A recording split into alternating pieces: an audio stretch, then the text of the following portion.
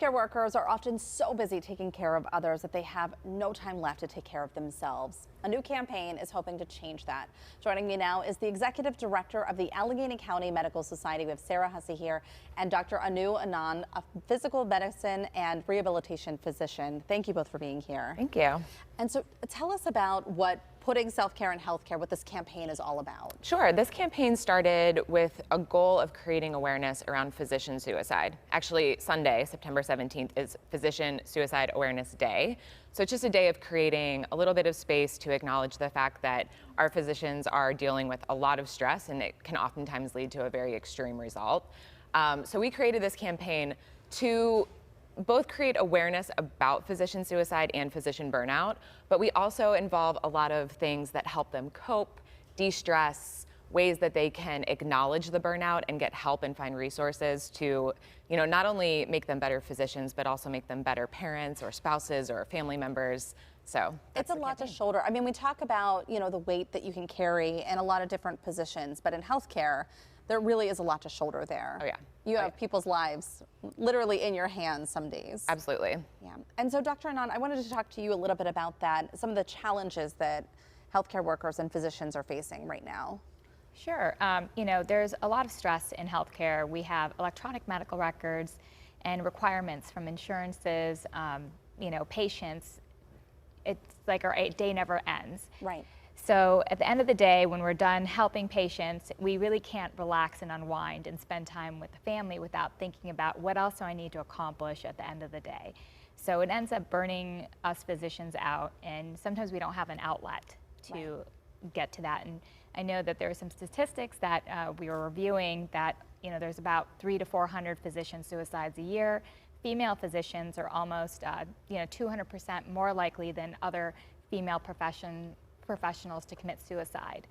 So, as a physician or healthcare industry, it's hard to seek help without possible repercussions from administration or the medical board. Well, it's not even just dealing with everything in the hospital that day. I know, gosh, the pressure of just possibly facing a lawsuit if something were to happen, even that can add that additional stress and worry that, did you do something wrong? Did you not do something wrong? How is this going to be handled? How is this going to affect me and my family? There's so much that happens in your day-to-day. How do you deal with that yourself? Part of this speaking with my spouse and decompressing, talking it off with colleagues to kind of get some help on how can we deal with that. And I think finding that help, that outlet, is really what physicians need to be able to have someone to talk to. Sara, what are you finding? You guys launched this last year. What are you finding so far with this campaign and this initiative?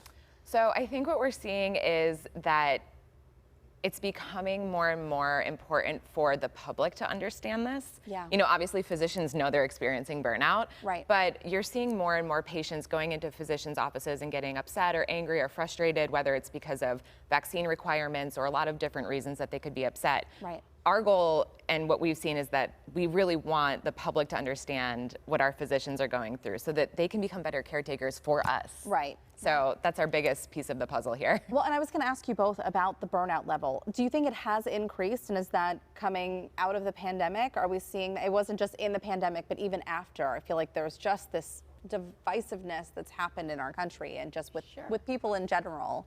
Yes, it has. Again, there's more requirements. Patients are expecting their time, when you see the physician, we want to be able to spend as much time with them as possible. It's not there. Physicians get burnt out, leave the profession, and now these patients have even less providers to help take care of them. So the ones that are still there are getting more and more burnt out. It's a cycle. So we do need to find a better solution. And Sara, you mentioned, and this is part of the public awareness too, so how can people at home, if they're watching this, get involved? Well, there's a couple of ways. A really easy way, we have a page on our website, acms.org, where you can write a thank you note to your physician. So just a quick form, you don't even have to write your name, just share a little bit of love to your doctor.